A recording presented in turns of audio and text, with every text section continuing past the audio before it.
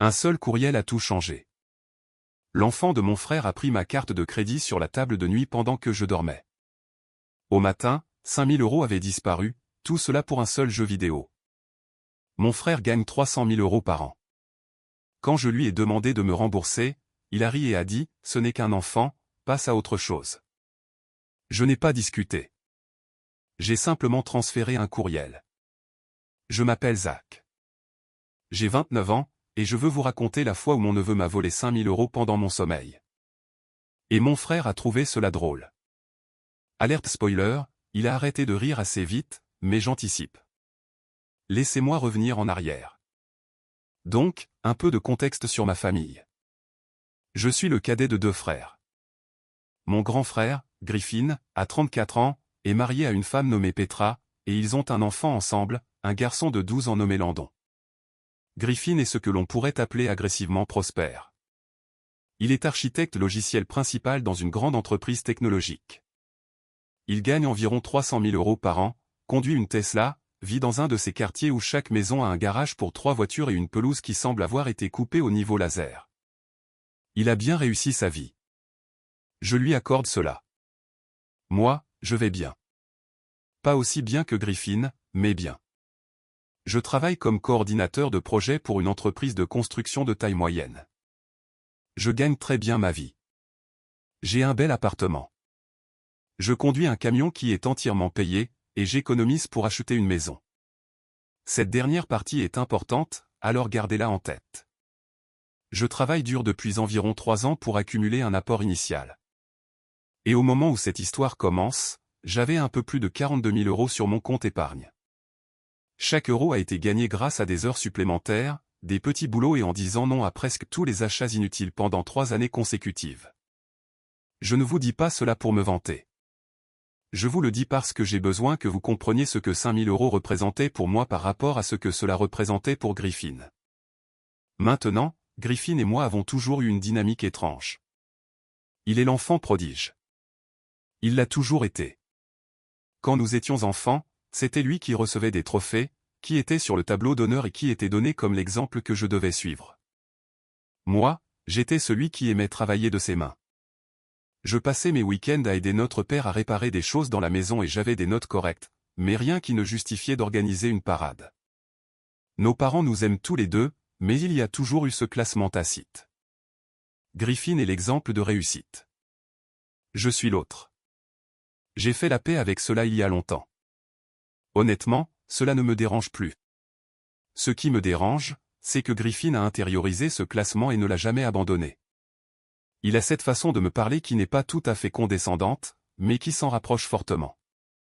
Par exemple, il me demande comment se passe le travail, puis il hoche la tête de cette façon qui dit « C'est bien, mon grand ». Il m'a dit une fois à Thanksgiving que je devrais chercher des camps d'entraînement en programmation parce qu'il y a de l'argent à se faire dans la technologie. Zach, il te suffit de t'y mettre. J'étais assis là avec un emploi à temps plein et un compte épargne-retraite. Mais bien sûr, Griffin, laisse-moi m'y mettre. Son enfant Landon est une toute autre situation. Écoutez, j'aime mon neveu. Vraiment. Mais cet enfant a été élevé sans aucune limite et cela se voit. Il a 12 ans mais se comporte comme un président-directeur général capricieux. Il a tout ce qu'il y a de plus récent, n'entend jamais le mot non et pique une crise quand les choses ne vont pas dans son sens. Petra l'encourage parce qu'elle pense que la discipline étouffe la créativité. Et Griffin l'encourage parce qu'il est soit trop occupé, soit trop déconnecté pour s'en soucier. Le résultat est un enfant de 12 ans qui a un jour jeté une manette à travers l'écran d'une télévision parce qu'il avait perdu une partie d'un jeu en ligne, et Griffin a simplement acheté une nouvelle télévision le lendemain. Aucune conséquence, aucune conversation, juste un nouvel écran Samsung de 65 pouces et un haussement d'épaule. Voici donc comment le désastre a commencé. C'était en mars dernier. Mes parents fêtaient leur 35e anniversaire de mariage, et toute la famille est venue pour le week-end. Griffin, Petra et Landon ont fait environ 4 heures de route. La maison de mes parents n'est pas immense, donc les couchages étaient limités. Griffin et Petra ont eu la chambre d'amis, et Landon devait dormir sur le canapé convertible dans le sous-sol. J'étais dans mon ancienne chambre, que ma mère avait transformée en salle de couture, mais qui avait encore un lit simple poussé dans le coin. La première nuit s'est bien passée. Nous avons dîné, porté un toast à mes parents, raconté de vieilles histoires, la routine. Landon est resté scotché à son téléphone tout le temps, ce que tout le monde a simplement accepté comme normal. À un moment donné, mon père a essayé d'engager la conversation avec lui, et Landon a littéralement dit « Est-ce que cela peut attendre ? Je suis occupé. » Il a 12 ans et il parle à son grand-père. Lors du dîner d'anniversaire de ses grands-parents, Griffin n'a pas dit un mot. Je suis allé me coucher vers 23 heures. J'avais conduit directement depuis un chantier, j'étais donc épuisé. J'ai branché mon téléphone sur la table de nuit, j'ai posé mon portefeuille à côté par habitude, et je me suis effondré. Je dors comme un loir quand je suis fatigué. Toujours. Vous pourriez faire défiler une fanfare dans ma chambre, je me retournerai simplement. Voici ce que je ne savais pas. Landon n'était pas sur le canapé convertible. Apparemment, il s'était plaint que le sous-sol était trop froid et trop sombre. Alors, Petra lui a dit qu'il pouvait se promener dans la maison jusqu'à ce qu'il trouve un endroit confortable, ce qui, soit dit en passant, est une éducation insensée, mais c'est leur problème. À un moment pendant la nuit, Landon est entré dans ma chambre, pas pour dormir. Il est entré parce qu'il avait besoin d'une carte de crédit. Voyez-vous, Landon essayait d'acheter une sorte de pack de monnaie virtuelle dans le jeu en ligne par lequel il était obsédé, un énorme paquet qui coûtait une somme ridicule. Les cartes de ses propres parents étaient apparemment bloquées par le contrôle parental sur son compte parce que même Griffin avait des limites. Ou du moins c'est ce que je pensais. Mais Landon savait qu'une nouvelle carte, une carte qui n'était pas dans le système, ne déclencherait pas ces contrôles. Il est donc parti à la recherche d'une carte de crédit dans une maison pleine d'adultes endormis. Et il a trouvé la mienne. Je ne l'ai découvert que le lendemain matin. Je me suis réveillé, j'ai vérifié mon téléphone, et j'ai vu une notification de ma société de carte de crédit. En fait, j'ai vu plusieurs notifications. Mon estomac s'est noué avant même que mon cerveau ne comprenne ce que je lisais. Plusieurs frais, tous provenant de la même plateforme, tous effectués entre 1h et 4h du matin. Le total s'élevait à 4 987,14 €, soit un peu moins de 5 000 € pour un seul jeu vidéo. Pendant que je dormais à 3 mètres de là, je me suis assis sur le bord de ce lit simple en fixant mon téléphone pendant bien 5 minutes avant de bouger. Mes mains tremblaient. Pas encore de colère. Cela est venu plus tard. Sur le moment, c'était juste le choc. Un choc pur et glacial. J'ai attrapé mon portefeuille sur la table de nuit, je l'ai ouvert, et effectivement, ma carte de crédit se trouvait dans un emplacement différent de celui où je la range habituellement. C'est ce petit détail qui a rendu la chose réelle. Quelqu'un avait pris ma carte, l'avait utilisée, et l'avait remise à sa place, et il l'avait fait pendant que j'étais inconscient dans la même pièce. Je me suis habillé et je suis descendu. Tout le monde était déjà dans la cuisine. Ma mère préparait des crêpes. Mon père lisait le journal. Griffin était sur son ordinateur portable. Petra faisait défiler son téléphone et Landon était assis à la table avec ce regard que je ne peux décrire que comme l'expression d'un enfant qui sait qu'il a fait quelque chose de mal mais qui espère que personne ne le découvrira. Je l'ai regardé et j'ai su. J'ai su avant même de dire un mot. Je me suis dirigé vers Griffin, j'ai gardé une voix calme et j'ai dit « Eh, je peux te parler une seconde ?» Il a à peine levé les yeux. « Ouais, qu'est-ce qu'il y a ?» J'ai dit en privé. Il a soupiré comme si je le dérangeais, a fermé son ordinateur portable, et m'a suivi dans le salon. Je lui ai montré mon téléphone. Je lui ai montré les frais. Je lui ai raconté ce qui s'était passé. Et j'ai vu son visage passer par environ 4 expressions en 2 secondes. La surprise, puis la reconnaissance. Ensuite, quelque chose qui ressemblait presque à de la culpabilité. Et puis, et c'est celle qui me dérange encore, de l'amusement. Il a vraiment souri en coin. Pas un vrai rire, pas encore, mais un sourire en coin. Et il a dit, oh là là, Landon. Comme si c'était une anecdote amusante, comme si son enfant avait dessiné sur le mur avec des crayons au lieu de voler 5 000 € à son oncle. Je me tenais là dans le salon de mes parents en tendant mon téléphone comme une pièce à conviction, ce qu'il était d'ailleurs, et je regardais mon frère assimiler le fait que son fils venait de commettre ce que la plupart des gens appelleraient un vol. Et sa réaction a été un sourire en coin. Un sourire en coin. Ego là là, Landon. Comme si l'enfant avait accidentellement mis du sel dans le sucrier. J'ai pris une grande respiration. J'ai dit, Griffin, cela fait presque 5000 euros. J'ai besoin que tu me rembourses. Simple, direct, pas de drame, juste une demande raisonnable d'un adulte à un autre. Griffin s'est appuyé contre le cadre de la porte et a croisé les bras. Il a dit, Zach, s'il te plaît. C'est un enfant. Les enfants font des bêtises. Je vais lui parler. J'ai dit, super. Parle-lui et rembourse-moi aussi. Il a dit, je ne vais pas te payer 5000 euros parce qu'un garçon de 12 ans a pris une mauvaise décision sur un jeu vidéo. J'ai dit, il a pris une mauvaise décision avec mon argent. Pendant que je dormais. Griffin a dit, alors, conteste les frais auprès de ta société de carte de crédit. C'est à cela que sert le service des fraudes. Laissez-moi faire une pause ici et expliquer pourquoi cette suggestion était à la fois paresseuse et fausse. Oui, les sociétés de carte de crédit ont des services de fraude. Mais lorsque les frais ont été engagés par un membre de la famille utilisant une carte physique dans le même foyer, ce n'est pas vraiment un cas de fraude évident. La carte n'a pas été volée par un inconnu sur Internet. Elle a été utilisée par quelqu'un que je connais dans une maison où je séjournais, et la société de carte de crédit classerait probablement cela comme un litige d'utilisateur autorisé, ce qui est un cauchemar à résoudre et peut prendre des mois. Griffin le savait. Il travaille dans la technologie. Il comprend comment ces systèmes fonctionnent. Il s'en fichait tout simplement. Je le lui ai dit. J'ai dit, ce n'est pas un cas de fraude, Griffin. Ton enfant a pris ma carte sur ma table de nuit pendant que je dormais et a accumulé 5000 euros de frais. Tu gagnes 300 000 euros par an. Rembourse-moi simplement et occupe-toi de ton enfant. Et c'est là qu'il a ri. Pas le sourire en coin de tout à l'heure. Un vrai rire. Court, méprisant, comme si je venais de raconter une blague légèrement amusante. Il a dit, c'est juste un enfant, Zach. Passe à autre chose. C'est un jeu vidéo. Ce n'est pas comme s'il avait acheté une voiture. Puis il est retourné dans la cuisine. Je suis resté planté là pendant environ 30 secondes pour assimiler la situation. Pas l'argent, le manque de respect, le rejet absolu et instrumentalisé de quelque chose qui comptait pour moi parce que cela ne comptait pas pour lui. 5000 euros pour Griffin, c'est une erreur d'arrondi. 5000 euros pour moi, c'est 2 mois de revenus de petit boulot. C'est une bonne partie de mon apport initial. Ce sont des centaines d'heures de travail. Et il a ri. Je l'ai suivi dans la cuisine. Tout le monde y était encore. Ma mère a levé les yeux et a tout de suite vu que quelque chose n'allait pas. J'ai dit, Landon, as-tu pris ma carte de crédit hier soir et l'as-tu utilisée pour acheter des choses dans ton jeu?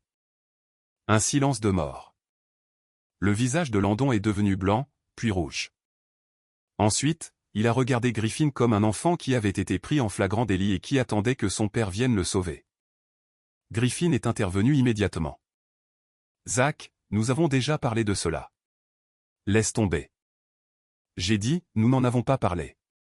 Tu m'as ri au nez et tu es parti. Ce n'est pas une conversation.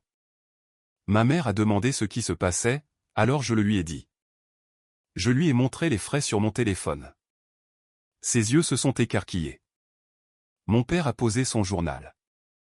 Mon père a regardé Griffin et a dit, tu dois rembourser ton frère, mon fils. Griffin a levé les yeux au ciel, il a levé les yeux au ciel devant notre père. Il a dit, papa, c'est entre Zach et moi. Ne t'en mêle pas. Ma mère a dit, c'est 5000 euros, Griffin. Griffin a dit, et je vais m'en occuper. Pouvons-nous ne pas faire cela lors de votre petit déjeuner d'anniversaire? Ce qui était sa façon de clore la conversation en faisant culpabiliser tous les autres d'avoir abordé le sujet. Petra, qui était restée silencieuse tout ce temps, a finalement pris la parole. Elle a dit, et je cite, Landon ne voulait pas faire de mal. Il traverse une phase. Il est très intelligent sur le plan émotionnel, et parfois cela signifie qu'il agit de manière impulsive. Je vous demande pardon? Intelligent sur le plan émotionnel? L'enfant a volé une carte de crédit au milieu de la nuit et a dépensé 5000 euros pour des apparences d'épée virtuelle ou je ne sais quoi. Ce n'est pas de l'intelligence émotionnelle. C'est du vol avec des étapes supplémentaires. Le reste du week-end a été tendu. Griffin m'a évité. Petra m'a jeté des regards noirs comme si c'était moi qui avais fait quelque chose de mal. Landon s'est caché dans le sous-sol en jouant sur son téléphone, dépensant probablement mon argent pour d'autres absurdités numériques. Mes parents ont essayé de servir de médiateurs, mais Griffin les a repoussés à chaque fois. Le dimanche, pendant qu'ils faisaient leur bagage pour partir, j'ai pris Griffin à part une dernière fois. J'ai dit, dernière chance. Fais-moi simplement un virement pour l'argent et nous sommes quittes. Sans rancune. Il m'a regardé avec une expression que je n'oublierai jamais. C'était de la pitié, une pitié sincère et condescendante, comme si j'étais un enfant demandant une chose déraisonnable. Il a dit, Zach, je t'aime, mais tu dois arrêter d'en faire toute une histoire. Je vais demander à Landon de s'excuser. Cela devrait suffire.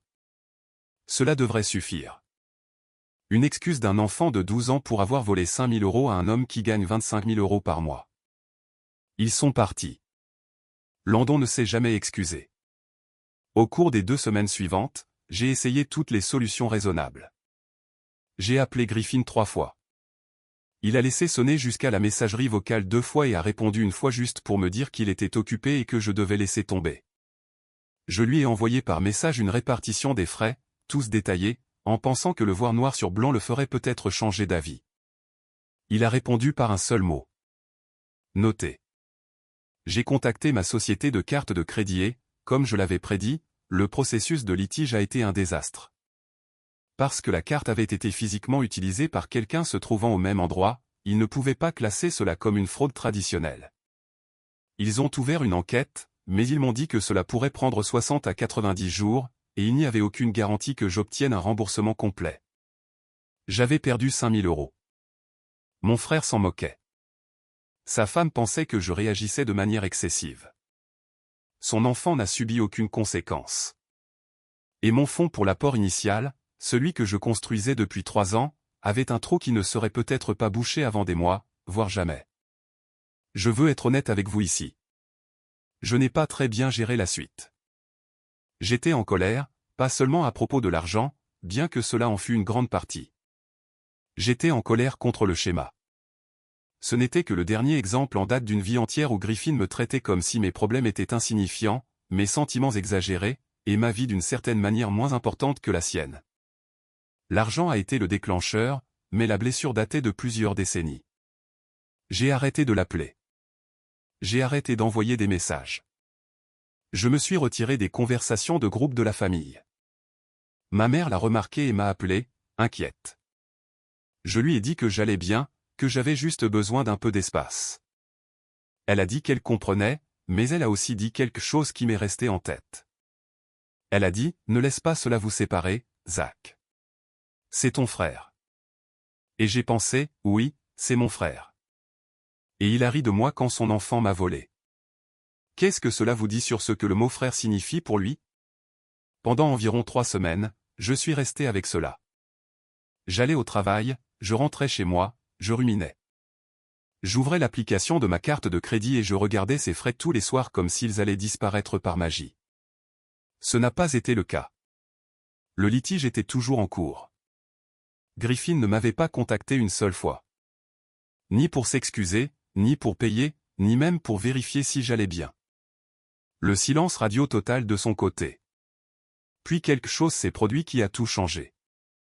C'était un jeudi soir et je parcourais mes courriels, je supprimais les indésirables, la routine. J'ai fait défiler un message datant d'environ 8 mois que j'avais complètement oublié. Il venait de Griffin. Et quand je l'ai ouvert et que je l'ai relu, je suis resté assis là parce que soudain, j'avais exactement ce dont j'avais besoin.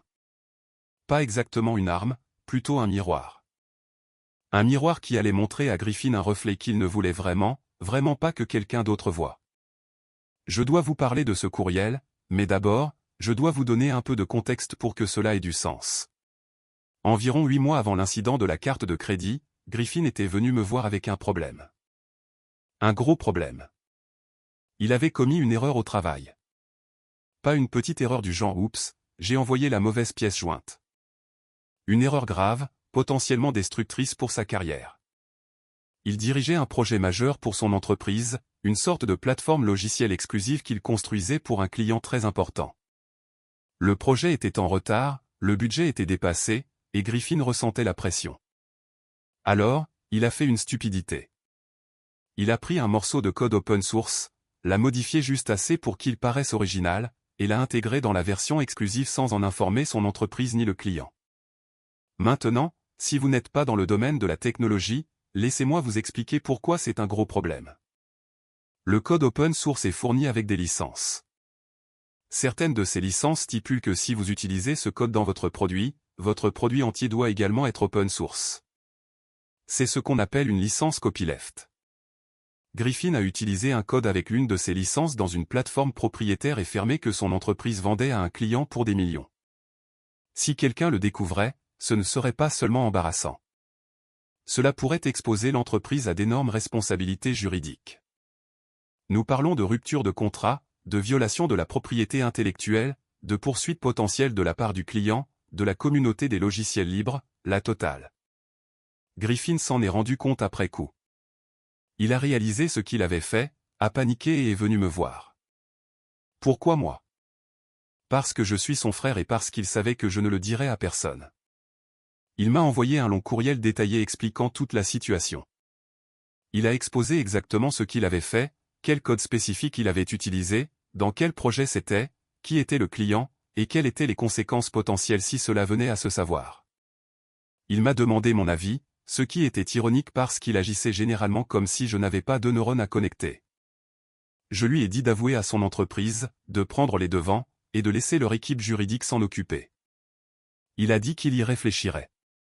Pour autant que je sache, il ne l'a jamais fait. Il a simplement enterré l'affaire et est passé à autre chose, en espérant probablement que personne ne regarderait jamais de trop près la base de code. Ce courriel dormait dans ma boîte de réception. Je l'avais oublié jusqu'à ce jeudi soir. Et maintenant, en le lisant avec un regard neuf, j'ai réalisé quelque chose. Griffin m'avait tendu une arme chargée il y a 8 mois et n'avait jamais demandé à la récupérer. Il avait tout mis par écrit. Les noms, les dates, les références de code, le nom du client, tout cela dans ses propres mots depuis sa propre adresse électronique. Maintenant, permettez-moi d'être clair sur un point. Je ne me suis pas immédiatement dit, génial, je vais faire chanter mon frère. Ce n'est pas qui je suis, et ce n'est pas ce qui s'est passé. Ce que j'ai pensé ressemblait plutôt à, voici un homme qui gagne 300 000 € par an, qui m'a ri au nez pour les 5 000 € que son enfant m'a volés, et qui a un secret capable de ruiner sa carrière dans ma boîte de réception qu'il a apparemment oublié. Je ne voulais pas le détruire. Je voulais juste ce qui m'était dû. Et pour la première fois de ma vie, j'avais un moyen de pression, mais je n'ai pas agi immédiatement. J'ai attendu encore une semaine. Pendant ce temps, j'ai fait quelque chose que j'aurais probablement dû faire il y a des années. J'ai examiné de près ma relation avec Griffin et je me suis posé une question honnête. Était-ce juste une question d'argent ou était-ce lié à tout le reste? La réponse était les deux. Les 5 000 € comptaient parce que je les avais gagnés. Mais ce qui comptait davantage, c'était la façon dont Griffin m'avait traité toute ma vie. Les rejets désinvoltes, les conseils condescendants, la supposition que mon temps, mon travail, mes sentiments valaient tous moins que les siens parce que son salaire comportait plus de zéro.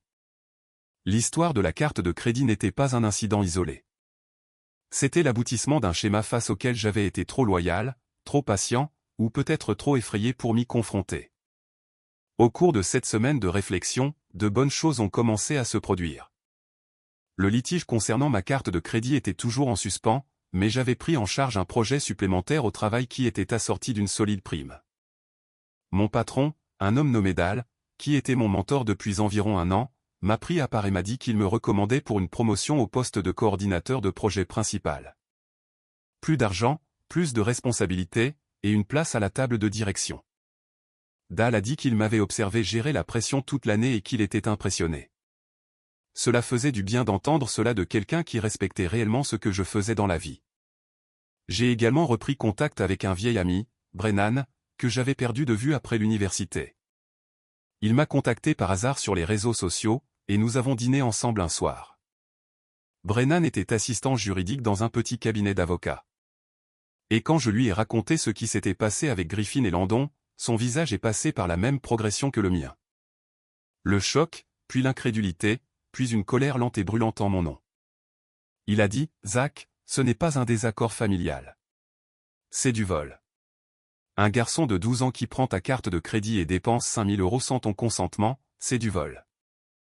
Il a demandé si j'avais envisagé la cour des petites créances. J'ai dit que non, mais que je réfléchissais à d'autres options. Il a dit, quoi que tu penses, assure-toi que ce soit intelligent. N'utilise pas la politique de la terre brûlée à moins d'y être obligé. Bon conseil. Je l'ai gardé en mémoire. La promotion est arrivée 2 semaines plus tard. Elle s'accompagnait d'une augmentation de 15% et d'un nouveau titre. J'ai fêté cela discrètement. Un dîner avec Brennan et quelques autres amis. Rien d'extravagant. Je ne l'ai pas dit à Griffin. Je ne l'ai pas dit à mes parents non plus, du moins pas encore. Pour la première fois, je construisais quelque chose qui m'appartenait entièrement, et je ne ressentais pas le besoin de le soumettre à l'approbation de qui que ce soit, et surtout pas à celle de Griffin. À cette époque, j'ai également fait quelques recherches. Je voulais comprendre exactement ce que signifiait le courriel de Griffin en termes de conséquences dans le monde réel. J'ai passé quelques soirées à me renseigner sur les violations de licences de logiciels libres, la responsabilité des entreprises, et ce qui se passe lorsque des entreprises sont surprises à utiliser du code avec obligation de partage dans des produits propriétaires. La réponse n'était pas belle à voir. Des entreprises avaient été poursuivies pour des millions de dollars pour cette raison exacte. Des ingénieurs avaient été licenciés. Des produits entiers avaient été retirés du marché. Si l'entreprise de Griffin découvrait ce qu'il avait fait, il ne perdrait pas seulement son emploi. Il deviendrait inemployable dans son domaine. Une carrière à 300 000 € anéantie. Sa réputation détruite. Et selon la réaction du client, il pourrait y avoir des poursuites judiciaires contre lui personnellement. Je ne voulais pas cela pour lui. Malgré tout, je ne voulais pas ruiner la vie de mon frère. Mais je n'allais pas non plus le laisser me marcher sur les pieds plus longtemps. La question était de savoir comment utiliser ce que j'avais d'une manière juste, proportionnelle et efficace sans tout faire exploser. J'ai de nouveau appelé Brennan. Je lui ai parlé du courriel, en gardant les détails vagues parce que je ne voulais pas le mettre dans une position professionnelle délicate. J'ai posé une question hypothétique. Si quelqu'un avait la preuve écrite qu'un collègue ou un membre de sa famille avait fait quelque chose qui pourrait détruire sa carrière, et que cette personne lui devait de l'argent et refusait de payer, que ferait une personne raisonnable ? Brennan y a réfléchi et a dit, une personne raisonnable lui donnerait une dernière chance de faire ce qui est juste. Et s'il ne le fait pas, une personne raisonnable laisserait les conséquences s'abattre. Une dernière chance. Je pouvais faire cela. J'ai rédigé un message pour Griffin. J'ai fait court. J'ai dit, Griffin, je vais te le demander une dernière fois. 5 000 €. Un transfert Venmo, un chèque, un virement bancaire. Peu m'importe la méthode. Tu as jusqu'à la fin du mois. Après cela, j'arrête de demander. Il a répondu le lendemain. Il a dit, Zach, sérieusement, tu es encore là-dessus ? Cela fait plus d'1 mois. Passe à autre chose. Je ne vais pas te payer pour l'erreur d'un enfant. Grandis. Grandis. L'homme qui avait caché une erreur capable de briser sa carrière et qui avait demandé à son petit frère de garder le secret me disait de grandir. C'était la dernière fois que je le demandais. Après que Griffin m'ait dit de grandir, quelque chose a changé en moi. Ce n'était pas de la colère. Pas exactement. C'était plutôt de la clarté. Vous savez ce moment où vous fixez l'une de ces images d'illusion d'optique et que soudain l'image cachée devient nette ? C'est ce que j'ai ressenti. Je pouvais voir toute la dynamique pour ce qu'elle était, clairement, complètement, et sans le brouillard de la loyauté familiale qui avait troublé ma vision pendant 29 ans. Griffin ne me respectait pas. Il ne l'avait jamais fait et il ne le ferait jamais. Pas parce que je ne l'avais pas mérité, mais parce que me respecter signifierait admettre que je comptais autant que lui. Et toute l'image qu'il avait de lui-même était construite sur l'hypothèse qu'il m'était supérieur. L'argent n'allait pas revenir en demandant, en suppliant ou en raisonnant. Il n'allait revenir que si Griffin croyait qu'il y avait une véritable conséquence en cas de refus. Et il se trouvait que j'avais une conséquence dans ma boîte de réception. J'ai pris 3 jours pour y réfléchir. Je ne voulais pas agir sous le coup de l'émotion. Je voulais être chirurgical. Le but n'était pas de détruire Griffin. Le but était simple. Récupérer mon argent et établir une fois pour toutes que je n'étais pas quelqu'un qu'il pouvait ignorer. C'est tout. Pas de terre brûlée, pas d'humiliation publique, juste une correction. Voici ce que j'ai imaginé. Je n'allais pas envoyer le courriel à son entreprise. Je n'allais pas l'envoyer au client. Je n'allais le publier nulle part ni le divulguer à qui que ce soit dans son secteur d'activité. Cela aurait été l'option nucléaire, et je ne voulais pas atomiser la carrière de mon frère. Ce que j'allais faire, c'était transférer le courriel à Griffin lui-même. C'est tout. Juste lui renvoyer son propre courriel avec un message très court et très clair. Le but n'était pas de le menacer. Le but était de lui rappeler que je l'avais toujours eu, et que sa décision de me traiter comme si j'étais jetable avait des conséquences auxquelles il n'avait pas réfléchi. Mais je voulais bien faire les choses. J'ai donc appelé Brennan. Je lui ai expliqué le plan sans entrer dans les détails de ce que contenait le courriel. J'ai juste dit, j'ai quelque chose qui compte beaucoup pour lui, et je vais lui rappeler que cela existe. Brennan a dit 2 choses qui me sont restées. Premièrement, il a dit, assure-toi de ne pas faire de menaces. Il y a une différence entre rappeler une réalité à quelqu'un et le menacer avec.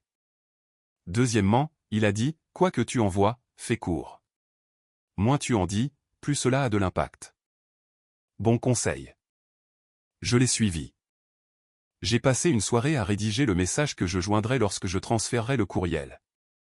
J'ai fait environ 6 versions. Les premières étaient trop longues, trop émotionnelles, avec trop d'explications. J'ai continué à couper. À la fin, j'avais 3 phrases. C'est tout. 3 phrases qui disaient tout ce qui devait être dit sans franchir aucune limite. Pendant que je me préparais, je me suis aussi occupé de quelques questions pratiques. Le litige concernant ma carte de crédit était toujours en cours, et j'ai recontacté l'entreprise pour vérifier l'état d'avancement. Ils m'ont dit que l'enquête se poursuivait, mais que comme les frais avaient été engagés par un membre connu de la famille utilisant une carte physique, l'issue était incertaine. Ils pourraient annuler les frais, ou pas. J'étais encore potentiellement responsable de la totalité du montant. Cela m'a motivé. J'ai également parlé à mes parents, pas du courriel ou de mon plan, mais de la situation en général. J'ai appelé ma mère un samedi matin et j'ai été franc avec elle. J'ai dit, « Maman, j'aime Griffin, mais il m'a volé par l'intermédiaire de Landon, et il refuse de réparer son erreur. J'ai besoin que tu comprennes que, quoi qu'il arrive ensuite, j'ai d'abord essayé toutes les options raisonnables. » Elle est restée silencieuse. Elle a dit, « Qu'est-ce que tu vas faire ?» J'ai dit, « Je vais m'en occuper, mais je voulais que tu entendes d'abord de ma bouche que je n'ai pas commencé cela. » Et je lui ai donné toutes les chances d'y mettre fin. Elle a soupiré et a dit, « Je sais que tu l'as fait, mon chéri. J'aimerais juste qu'il écoute. » C'était toute la validation dont j'avais besoin. J'ai parlé de la situation à Dal, aussi. Pas la partie sur le courriel, juste les grandes lignes du conflit familial et de l'argent volé. Je voulais avoir quelqu'un de pragmatique de mon côté qui pourrait me dire si j'étais déraisonnable. Dal a écouté toute l'histoire, s'est adossé à sa chaise et a dit, « Zach, tu es l'une des personnes les plus raisonnables que je connaisse. Si ton frère ne veut pas réparer cela volontairement, alors quel que soit l'outil que tu as dans ta poche arrière, je dirais qu'il est temps de le sortir. » Dal ne savait pas quel était cet outil. Il n'en avait pas besoin. Il me connaissait simplement assez bien pour savoir que je n'étais pas du genre à utiliser l'option nucléaire sans une bonne raison. La nuit avant d'envoyer le courriel, j'ai fait une dernière chose. J'ai repris tous les échanges de messages textes que j'avais eus avec Griffin depuis l'incident. J'ai fait des captures d'écran de chacun d'eux. Chaque demande de remboursement que j'avais faite. Chaque refus des involtes qu'il m'avait renvoyé. Noté. Passe à autre chose. Grandis. Je ne paie pas pour l'erreur d'un enfant. Je les ai tous sauvegardés dans un dossier sur mon téléphone. Pas parce que j'en avais besoin pour ce que j'allais faire, mais parce que je voulais une trace. Je voulais une preuve pour moi-même et pour quiconque pourrait me remettre en question plus tard. Prouver que j'avais été patient, raisonnable et juste. Que j'avais demandé gentiment à plusieurs reprises. Et qu'il avait ri à chaque fois. Le lendemain matin, c'était un mercredi. Je m'en souviens parce que je ne travaillais qu'une demi-journée et j'étais rentré à midi. Je me suis assis à la table de ma cuisine avec mon ordinateur portable ouvert. Le courriel transféré était prêt et mon message de 3 phrases était joint. Je l'ai lu une dernière fois. Le message disait, « Griffin, je t'ai demandé 5 fois de faire ce qui est juste et tu t'es moqué de moi à chaque fois. Je veux que tu regardes attentivement ce qui se trouve sous ce message et que tu me dises ensuite si 5 000 € ne valent toujours pas ton temps. tu as 48 heures. En dessous, il y avait son propre courriel d'il y a 8 mois. Chaque mot, le nom du projet, le code qu'il avait volé, l'identité du client, la violation de la licence copyleft, et son propre aveu qu'il savait que c'était mal quand il l'a fait. Tout cela dans ses propres mots depuis sa propre adresse électronique qu'il m'avait envoyée volontairement. J'ai survolé le bouton d'envoi pendant environ 10 secondes. J'ai repensé à ce que Brennan avait dit sur la différence entre une menace et une réalité. Ce n'était pas une menace. Je ne disais pas que j'enverrais le courriel à son patron ou au client. Je ne disais pas que je le divulguerais. Je lui rappelais simplement son existence et je le laissais tirer ses propres conclusions. L'implication était claire, mais les mots étaient irréprochables. J'ai appuyé sur envoyer. Ensuite, j'ai fermé mon ordinateur portable, je me suis fait un sandwich, et je suis allé me promener. Pas parce que je faisais un drame, mais parce que j'avais sincèrement besoin de ne pas fixer mon téléphone pendant les prochaines heures. Ce qui devait arriver allait arriver. J'avais joué mon coup. Le reste dépendait de Griffin. Je suis rentré chez moi vers 3 heures de l'après-midi. J'avais 4 appels manqués de Griffin, 2 de Petra, et 1 de ma mère. J'avais aussi 11 messages textes. Je n'ai pas encore lu les messages. J'ai d'abord appelé ma mère parce que je voulais m'assurer qu'elle allait bien. Elle a répondu à la première sonnerie. Elle a dit, Griffin m'a appelé. Il est très contrarié. Qu'est-ce que tu lui as envoyé? J'ai dit, je lui ai renvoyé son propre courriel. Elle est restée silencieuse. Puis elle a dit, oh, Zach. Pas déçue, pas en colère, juste une mère qui pouvait voir tout l'échiquier et savait ce qui arrivait. Je lui ai dit que je l'aimais et que ce serait bientôt fini. Elle a dit qu'elle m'aimait aussi et de faire attention. Ensuite, je me suis assis, je me suis versé un verre d'eau, et j'ai ouvert les messages de Griffin. Ils ont commencé calmement et le sont devenus de moins en moins. Le premier disait, qu'est-ce que c'est? Le deuxième disait, Zach, appelle-moi tout de suite. Le troisième disait, ce n'est pas drôle. Le quatrième abandonnait toute ponctuation et était fondamentalement un paragraphe de panique. Au 8e message, le ton avait complètement changé. Plus de rire. Plus de passe à autre chose. Plus de grandit. Le 8e message disait, Zach, s'il te plaît, parlons-en. Je t'envoie l'argent ce soir. C'est drôle comme 5000 € valaient soudainement son temps. J'ai laissé Griffin transpirer pendant exactement 2 heures avant de le rappeler. Pas par cruauté. J'avais besoin de ces 2 heures pour m'assurer d'être calme, posé, et en contrôle de la conversation parce que je savais que Griffin allait m'attaquer avec tout ce qu'il avait. La culpabilité, la colère, la manipulation, peut-être même des larmes, et je devais être un mur de pierre. Il a décroché à la première sonnerie. Zach. Sa voix était tendue, pas le ton léger et habituel de celui qui se croit meilleur que moi, Griffin. C'était une personne différente. C'était un homme à qui l'on venait de rappeler que le petit frère qu'il méprisait depuis 3 décennies tenait une grenade dont la goupille était déjà retirée. J'ai dit, Griffin. Il a dit, je vais t'envoyer l'argent. J'ai dit, je l'enverrai à ta place. Il a dit, tu n'avais pas à faire cela. J'ai dit, en fait, si, parce que je t'ai demandé 5 fois de faire ce qui est juste et tu m'as dit de grandir. Alors, oui, j'ai dû le faire. Il y a eu un long silence. Puis il a dit, vas-tu envoyer ce courriel à quelqu'un? Et voilà, la question sous-jacente à tout cela. Pas de savoir si je méritais l'argent, pas de savoir si Landon avait fait quelque chose de mal, juste un instinct de conservation pur et non dilué. J'ai dit, Griffin, je dois d'abord te demander quelque chose, et j'ai besoin que tu me répondes honnêtement. Pourquoi? Pourquoi as-tu pensé qu'il était acceptable de rire de moi? Ton enfant m'a volé 5000 € pendant mon sommeil. Je t'ai montré les frais.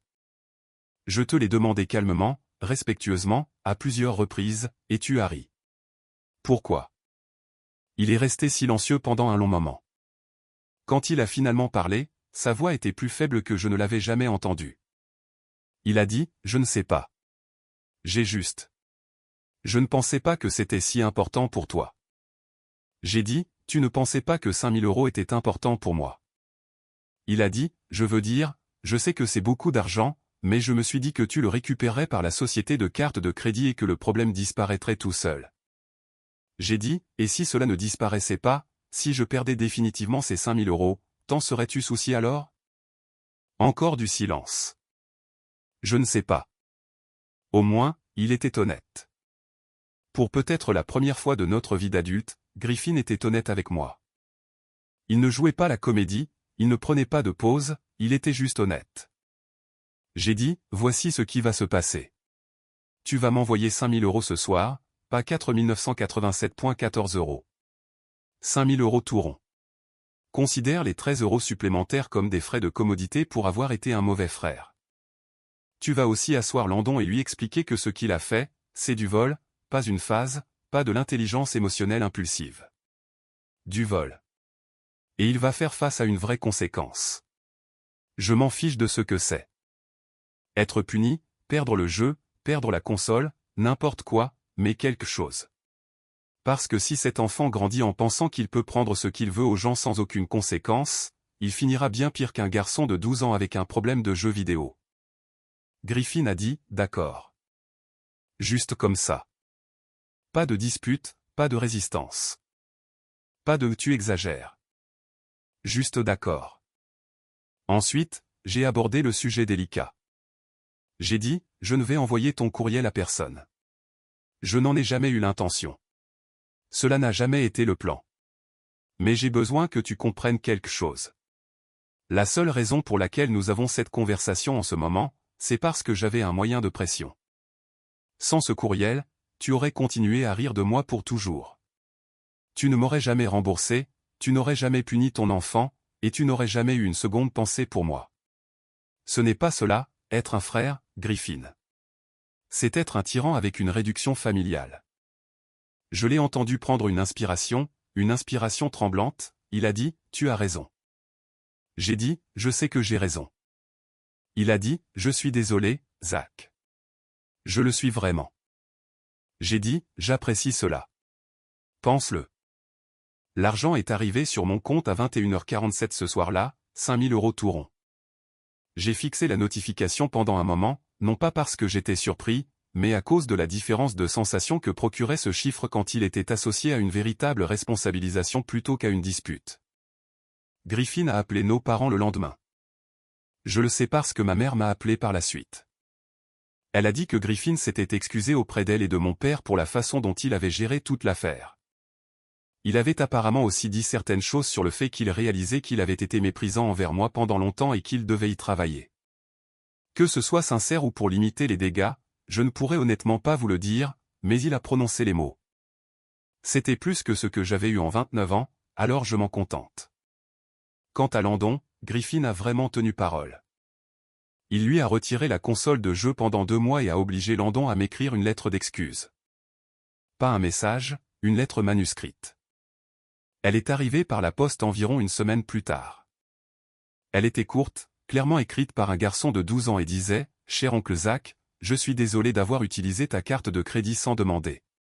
C'était mal et je ne le referai plus. Landon. » Était-ce l'excuse la plus sincère de l'histoire? Non. Était-ce une conséquence qu'un enfant de 12 ans a réellement ressentie? Oui. Et cela comptait plus que les mots sur la page. Maintenant, voici la partie à laquelle on ne s'attendait pas. Environ un mois après que tout se soit calmé, Griffin m'a demandé si nous pouvions déjeuner ensemble. Juste nous deux. Pas de Petra, pas de Landon, pas de parents pour faire tampon. J'ai accepté, surtout par curiosité. Nous nous sommes retrouvés dans un restaurant à mi-chemin entre nos villes. Quand il s'est assis en face de moi, il avait l'air différent. Pas physiquement, mais quelque chose derrière ses yeux avait changé. Il avait l'air fatigué, peut-être un peu humilié. Il a dit, « J'ai réfléchi à ce que tu as dit sur le fait que je suis un tyran avec une réduction familiale. » J'ai dit, « Oui. » Il a dit, « Tu avais raison. Et je déteste que tu aies eu raison, mais c'était le cas.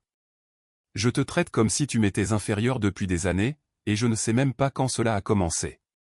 Je pense que je me suis juste habitué à être celui qui réussit, et j'ai cessé de te voir comme mon égal. C'est malsain.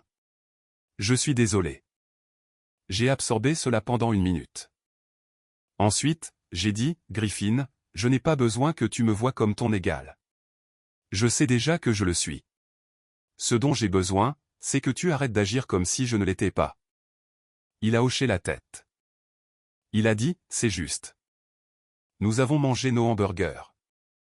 Nous avons parlé de choses normales, de sport, de nos parents, du travail. Il m'a posé des questions sur ma promotion et a semblé sincèrement intéressé. Il ne m'a pas donné de conseils. Il ne m'a pas dit de m'intéresser à la programmation. Il a juste dit, c'est génial, mon vieux. Tu le mérites. C'était peut-être la première fois de ma vie d'adulte que mon frère me parlait comme à un père plutôt que comme à un projet. Est-ce que je pense que Griffin est un homme changé? Honnêtement, je pense que c'est un homme qui a eu un signal d'alarme et qui fait des efforts. Savoir si le changement durera prendra des années, pas des mois. Mais je dirais ceci, depuis ce déjeuner, il est différent. Pas de manière spectaculaire, pas dans le genre d'une transformation de montage de film, mais dans de petites choses qui comptent. Il appelle plus souvent. Il écoute quand je parle. Il a demandé mon avis sur quelque chose le mois dernier et a réellement suivi mon conseil. C'est bizarre, mais c'est bien. Bizarre. Quant au courriel, je l'ai toujours. Je ne l'ai pas supprimé et je ne vais pas faire semblant de l'avoir fait, mais ce n'est plus une arme. C'est juste un rappel. Un rappel que le respect n'est pas quelque chose que l'on obtient en demandant gentiment. Parfois, c'est quelque chose que l'on doit exiger. Et parfois, la seule façon de l'exiger est de montrer à quelqu'un que vous sous-estimez a été la plus grosse erreur qu'il ait jamais faite. Mon fonds pour l'apport initial est de nouveau sur les rails. La promotion s'est accompagnée d'une augmentation qui a plus que compensé le temps perdu. Je visite des maisons maintenant. En fait, Brennan m'aide à comprendre le processus. Dan n'arrête pas de me dire d'acheter une maison avec un grand garage pour qu'il puisse venir m'aider à construire un établi. La vie est belle. Mieux que belle, en fait. Elle m'appartient.